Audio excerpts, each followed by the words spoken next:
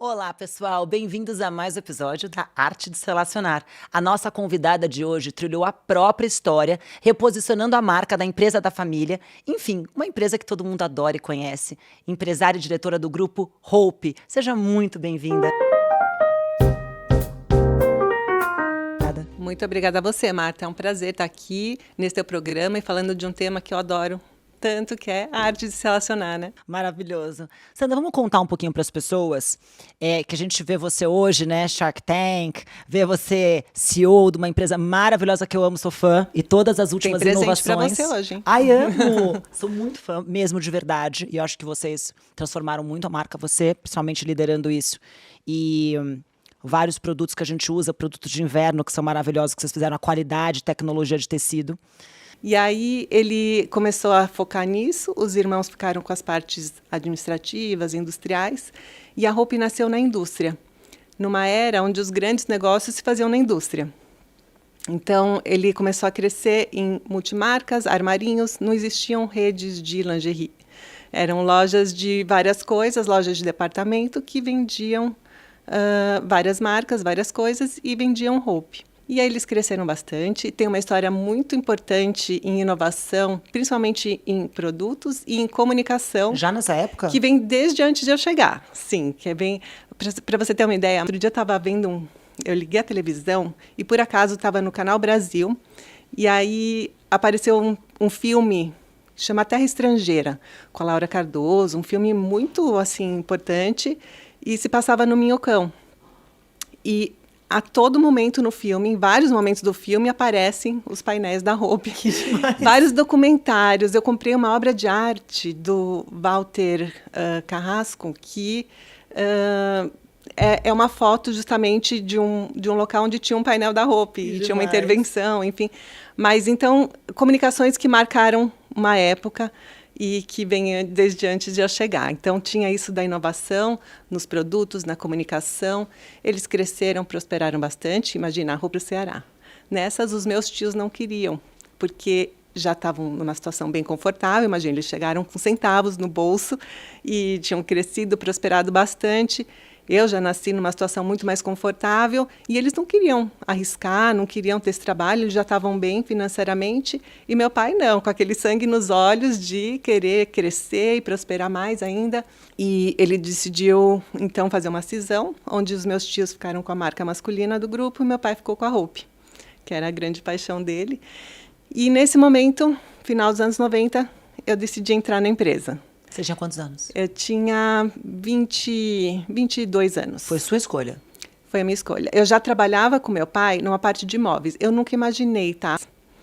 E essa transformação toda, lógico, não foi em um mês, nem um ano, nem 2 anos, nem 3 anos. Foi uma construção, realmente, muito em parceria com quem já estava lá, mas trazendo ideias de fora. Eu sempre falo também que eu nunca ia ter conseguido fazer isso sem o apoio dessas pessoas, mas sem também essa autonomia que meu pai dava e essa coragem que ele teve. Porque você imprimiu, e as suas irmãs? Como foi a trajetória delas? Também, nunca... Bom, ninguém faz nada sozinho.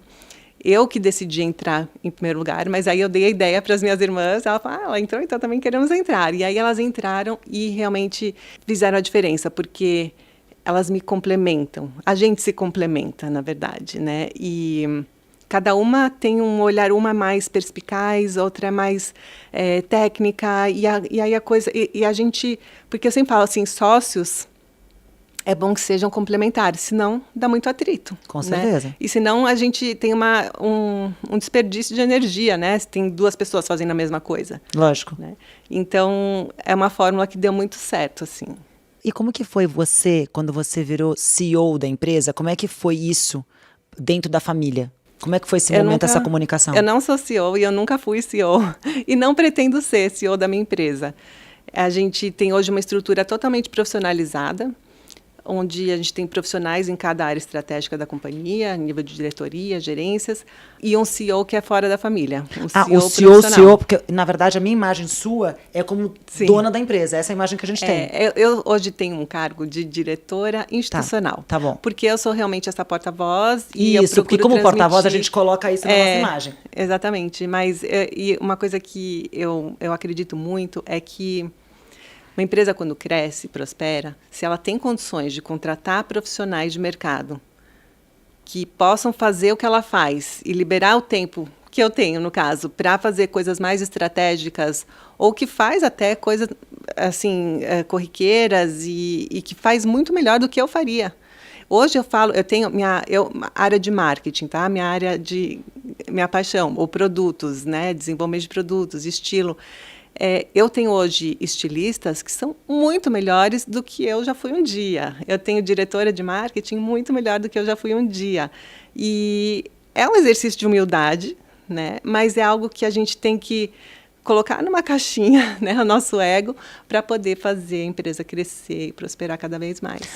Como você começou a se expor, como é que isso afetou a sua vida? Como é que você começou a se expor, tem um podcast, você vai para a televisão e, obviamente, isso traz valor para a marca, porque você fala em nome da marca, você se posiciona, você é linda, você fala bem, você é inteligente. Como é que isso trouxe valor para a marca, mas como é que isso interferiu na sua vida? Obrigada pelos elogios, mas sabe que para mim foi um super desafio, porque eu sou essencialmente tímida. Eu vejo que você é mais expansiva, você é super comunicadora. Eu sou uma pessoa super introvertida e sempre fui super tímida. Para mim, falar em público era algo impensável até poucos anos atrás. Mas em 2020, passamos por um trauma, porque o meu pai faleceu em janeiro, antes da pandemia. Depois veio a pandemia e meu pai era aquela grande ano figura. difícil. Não, foi um ano terrível, assim. Fora tudo que a gente passou, a gente estava ainda sentindo a dor do luto. Não só nós, família, mas uma empresa com milhares de funcionários. Foi um momento bem difícil. Mas o meu pai sempre foi aquela imagem da empresa, aquela força e segurança e solidez da empresa. E aí, quando ele não estava mais presente, eu vi que alguém precisava estar. E eu sempre fui muito parecida com ele, tanto que a gente batia muito de frente, né? Mas eu vi que era eu que precisava assumir esse papel.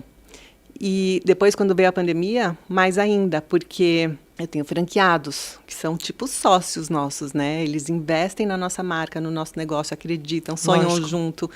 E aí eu precisava mostrar que não, ele não estava mais, mas eu estava lá. E aí comecei a fazer lives.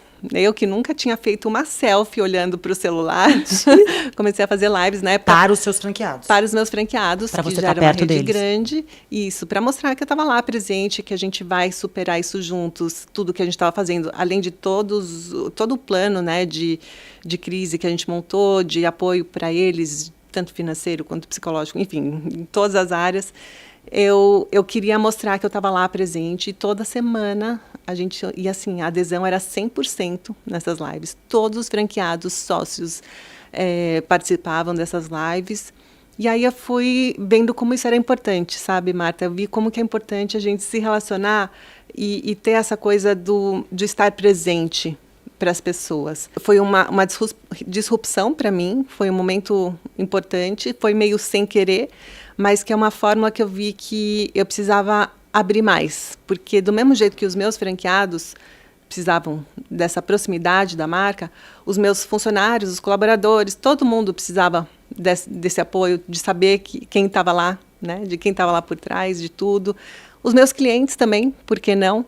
As pessoas acham que precisam de uma cara para se relacionar. As pessoas se sentem isso. mais próximas do que uma marca que não tem rosto. Exatamente. E isso humaniza as marcas, né? Até para o cliente final. Eu já contratei até a Gisele Bündchen para representar a minha marca. Mas eu vi nesse momento que ninguém melhor do que eu, com todos os meus defeitos, minhas vulnerabilidades, porque é isso que conecta as pessoas, o imperfeito, o real. Né? Por isso o sucesso dos reality shows, né? De você expor coisas corriqueiras, e eu vejo que cada vez mais tem feito sucesso isso. Você deve ter sentido no teu Instagram também, né? Super. Coisas corriqueiras que você posta, o insight que você teve depois de uma reunião, é isso que as pessoas querem. Se conecta do que os vídeos prontos, do que coisas que a gente Exato. faz.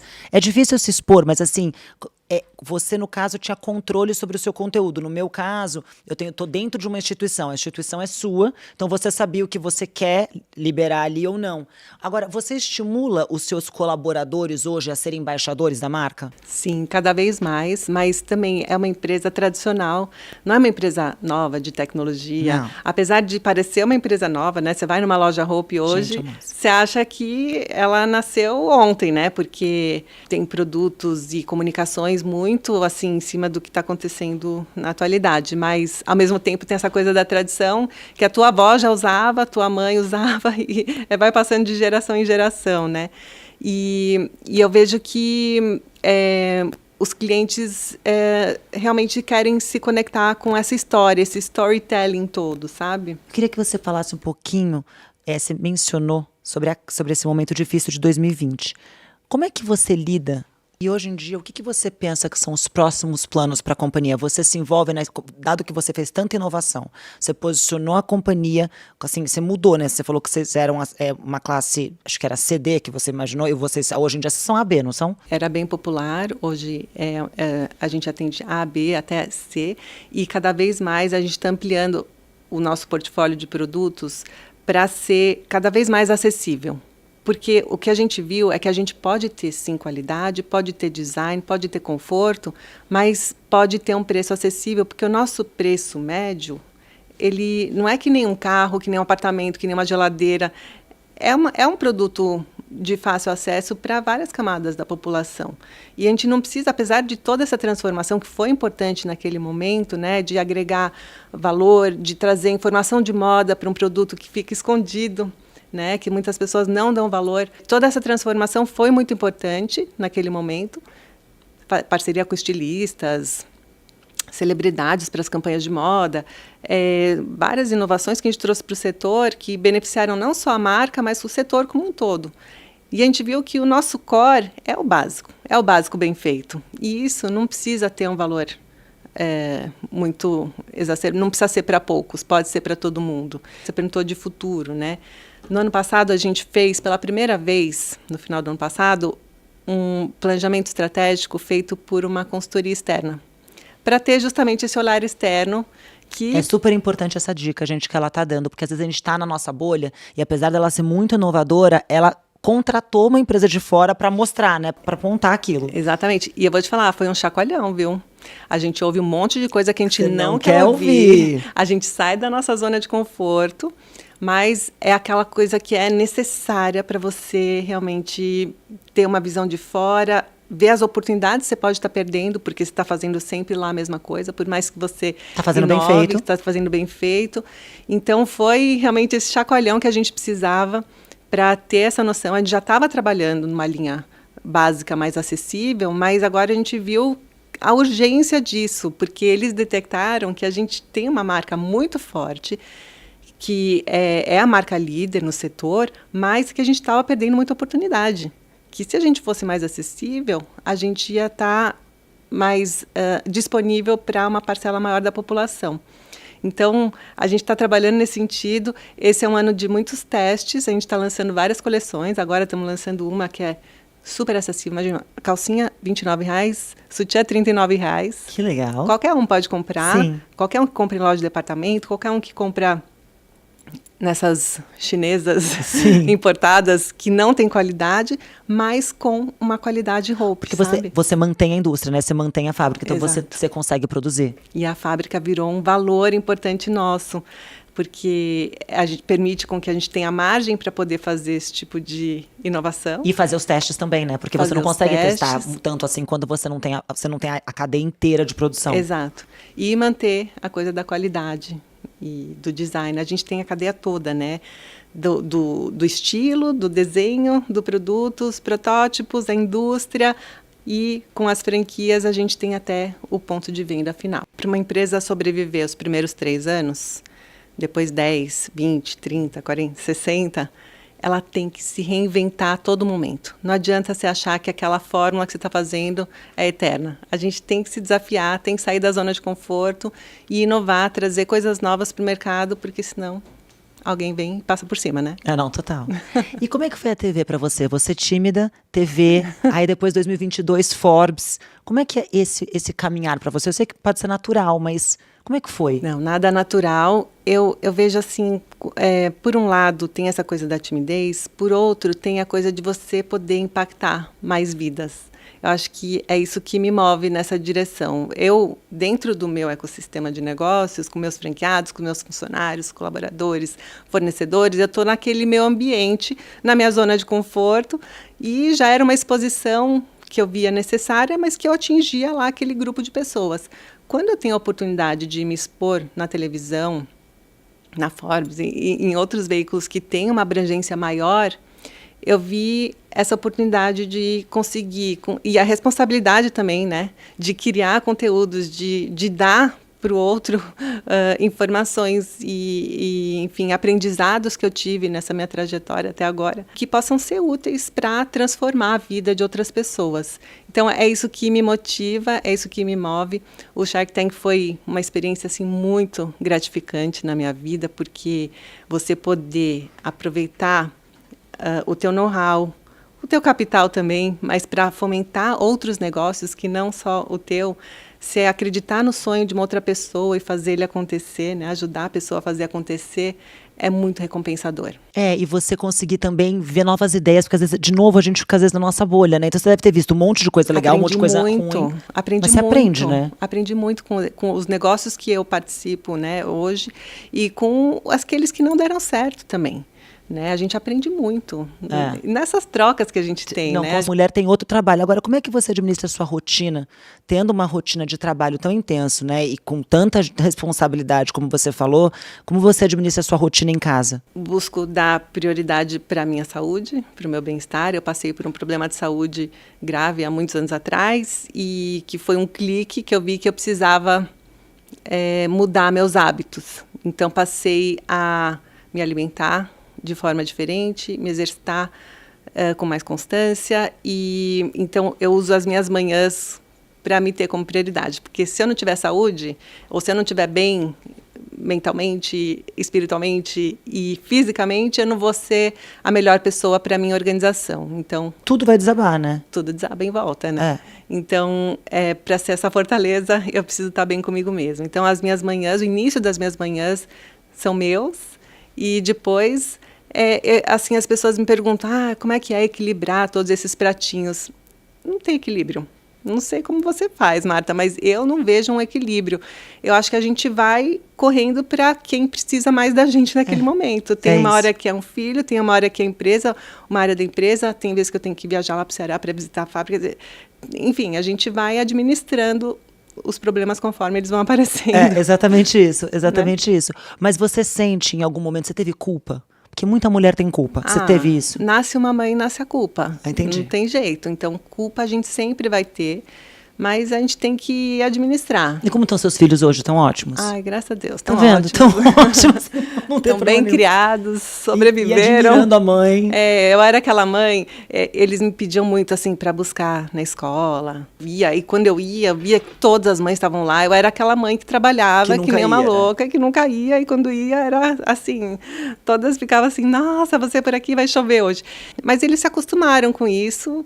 E eu acho que hoje eles têm orgulho da mãe que eles têm, né? Que soube dividir a atenção nos momentos certos para quem precisava mais, mas que realizou um grande feito aí nesse tempo. E que são os planos do futuro agora da Hope? A gente falou um pouquinho que você vai ter inovação, que você vai entrar mais, né? Você vai diminuir custo e tal, mas vocês têm plano de expansão internacional? Vocês têm... O que você pensa para a marca?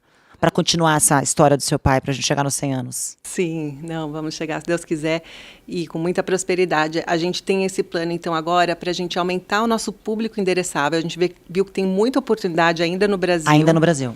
Então, a gente está criando essas linhas, não estamos baixando os preços da roupa, a gente está criando novas linhas para tornar a marca mais acessível e atingir um público maior. E a gente tem o objetivo de chegar nas 700 lojas nos próximos anos. Esse é um ano de teste, então a gente ainda está revisando número de aberturas por ano, mas... Você vai manter as mesmas lojas com o mix de produtos? Mesmo? Sim, são as mesmas lojas. Isso é um desafio, né? E é uma oportunidade de a gente abrir lojas em praças que antes não caberia uma Hope. Que de repente faria um mix, vai fazer um mix diferente de produtos. Porque agora com linhas mais acessíveis, às vezes tem um shopping mais popular, às Lógico. vezes tem uma cidade mais de interior. A gente está focando muito essa expansão em lojas de rua, em cidades menores. Então, tem muita oportunidade ainda aqui no Brasil. Uma expansão internacional, a gente já está como franquia em alguns países, estamos no Paraguai, estamos em Portugal, estamos em Angola, mas para mercados maiores, como Estados Unidos, como México, a gente já teve algumas oportunidades de entrar, mas a gente ainda não achou o parceiro certo. A gente não quer entrar por nós mesmos, a gente quer um parceiro local que entenda a cultura local, os liabilities, porque a gente viu como isso é importante, gente. aqui. Olha, é muito importante isso. Ainda tem mercado aqui. Às vezes a pessoa vai e não acabou de explorar seu próprio mercado. Ou vai sem parceiro e, né, e encontra um monte de desafios que não conhecia. Primeiro faz dentro de casa bem feito e depois, né? Mas e essa coisa de parceiros locais é uma fórmula que a gente acredita bastante. E a gente aprendeu com franquia, né? Quem melhor na cidade dele, sei lá, em Salvador, na Bahia, quem melhor do que aquela pessoa para desenvolver o mercado local do que uma pessoa de lá. Então, é assim que a gente busca fazer a expansão internacional.